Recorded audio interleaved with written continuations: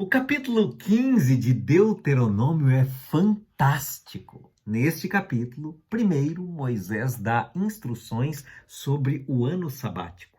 No final de cada 7 anos, todas as dívidas dos filhos de Israel deveriam ser canceladas.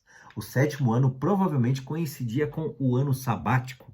Cada sétimo ano era um ano de libertação, em que a terra não era lavrada e os servos eram libertados de seus serviços.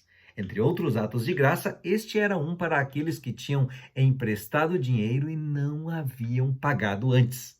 Então, a dívida deveria ser perdoada. Claro, eles eram obrigados pela consciência a pagar, mas o credor não poderia tentar recuperar a dívida através da lei.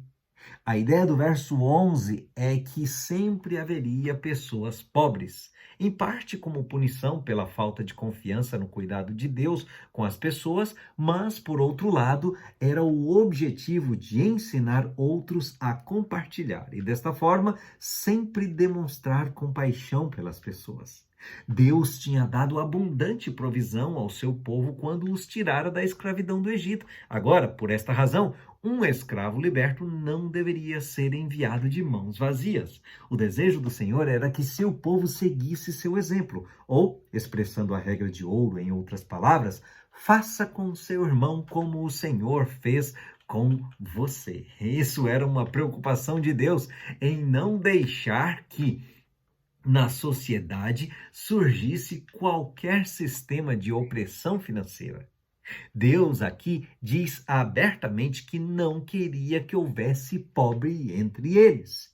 Tem gente, amigo ouvinte, que fica se perguntando se estava certo que entre o povo de Deus houvesse escravos. Mas olha só aí como é que o escravo era tratado. Ele tinha hospedagem, salário, tinha fundo de garantia por tempo de serviço, se aposentava com apenas 7 anos de trabalho.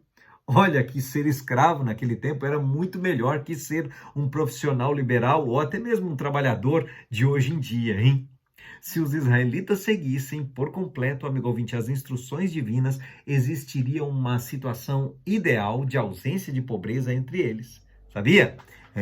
E era exatamente por isso que não seria necessário que eles contraíssem dívidas e nem que colocassem em prática a lei da remissão de dívidas. Esse era o ideal, né? Mas, infelizmente, como o ser humano é descabeçado, o próprio verso 11 desse mesmo capítulo aí, Deuteronômio 15, aqui já reconhece a realidade que eles nunca deixariam de ter empobrecimentos, justamente pelo fato de que os israelitas não obedeceriam a Deus plenamente. É isso que Deus sonha para a gente em termos sociais. Primeiramente, que fôssemos tão prudentes a ponto de não haver pobreza entre nós. Mas, havendo pobreza, que cuidemos dos pobres. Deus preza pelo social, amigo ouvinte. Bom, no final da leitura de Deuteronômio 15, dos versos 19 a 23, nós aprendemos que todo primogênito dos animais limpos era uma oferta a Jeová. E o povo poderia comer sua porção, mas não o sangue.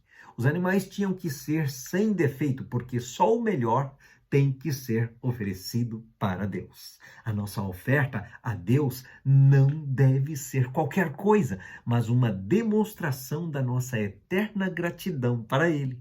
Hoje, demonstre sua gratidão ao Pai Celestial e que o Senhor abençoe você.